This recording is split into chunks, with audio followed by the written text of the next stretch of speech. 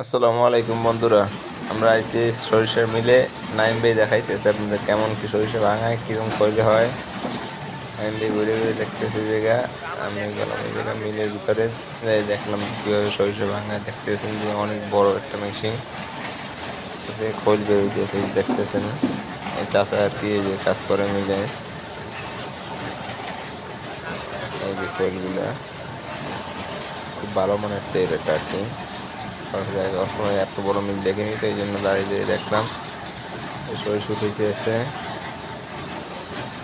জুড়ি থেকে সরিষা উঠিয়ে এই সরিষাগুলা দেবে আর কি ওই মিলের ভিতরে। ওইখান থেকে খোল বের হয়।